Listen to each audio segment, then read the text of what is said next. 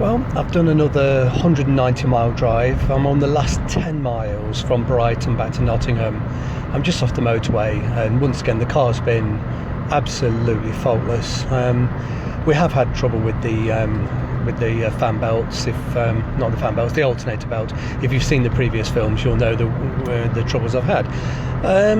This one's held out so far. I've done now more than 1,000 miles on this new belt. I do expect it to break at some point, but it hasn't broken on this journey, thankfully. So what I'm going to do, I'm going to change the alternator. I think that the alternator that's on the car, it's charging fine, but I think that the pulley is slightly damaged or out of line, and I suspect at some point when it was replaced in the past, somebody was sort of ham-fisted and gave it a bit of a whack to try and get it in, make it fit, and probably whacked it on the pulley. That's my guess, but I just don't know.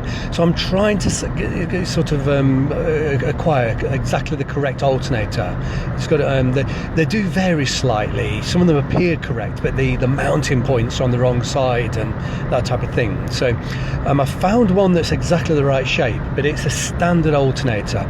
It's standard 55 amps, and I want to upgrade it to at least 65 or higher if I can go. So I've got somebody really looking into this for me. He's going to try and find me a slightly upgraded alternator that will fit, and then hopefully this sort of issue of shredding the belts will be done. It's just been utterly glorious. It's been a perfect drive, and it just fascinates me that the car can be so old. It's 36, 37 years old, and that you can use it in this way. Yes, I've done a lot of work to it, but it's just such a magical beast, and I just adore these cars. I'll never ever tire of them. Oh, Miss Speedo's just jumped in. That's actually quite rare. Here we go. We've got. Looks like there's been an accident. Yes, the road's closed. I better slow right down. Bloody hell, the road's completely closed. Yeah, it is closed. Police lights and everything. Anyway, I shouldn't really be talking, obviously, but at least the car's stationary now. There's, I've no idea. I'm about 6 or 7 miles from my destination, and I'm stuck. Never mind. Well, hopefully, nobody's injured here. Goodness me, there's always that dreadful thought that somebody's come to grief, but the road appears to be completely blocked.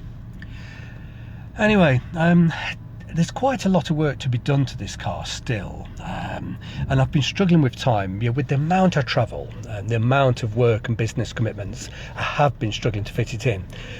In truth, I'm expecting my main business, which is a hair salon, to be closed down in the next 2 to 3 weeks, yet again due to COVID-19. I can't see of any, the way the numbers are going here in the UK, I just cannot see any way around a second closure. And if that be so, I'll suddenly find an awful lot of time on my hands, time that I really wasn't planning or expecting, and I will work extremely hard on this car and all of the jobs I would like to do, which to make it completely roadworthy and completely safe, all of the service items, and it really does need an intensive sort of rust treating, and that will be quite a vast job. So I'm not keen on the thought of a second lockdown, but I'll make good the time if we do. But honestly, I just cannot see my business being able to remain open. We were closed for 14 weeks from mid-March right up till some July. And I just spent every single day working on the business premises and rebuilding it. But that's now done. So a second lockdown, I just dedicate an awful lot of time to this car. I hope it doesn't come to that. I really do. I don't want the business to be closed, obviously, but I really can't see any way of avoiding it, and it'll be the same for everybody's business. It's hairstyling. Hair salons are not really necessary.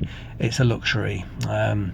We can manage without having nail bars. We can manage without restaurants and bars. And my salon, I suppose, it is what it is. We have to accept it. It's just not as necessary as we like to think. So anything that sells basic foods and medicines, of course they'll remain open, but I just honestly can't see I'll be allowed to stay open any more than another couple of weeks or so, if it even comes to that. It wouldn't surprise me if it was 10 days, but we'll see, and I'll just spend the time as much as I can and get this car really everything it needs. I've just been struggling with the hours I'm working.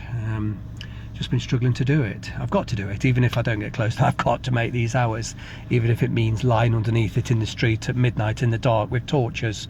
I will do it, but we'll see. Anyway, I'll cut this off now, because the road does appear to be completely blocked. I just hope nobody's really come to grief. That really would be dreadful.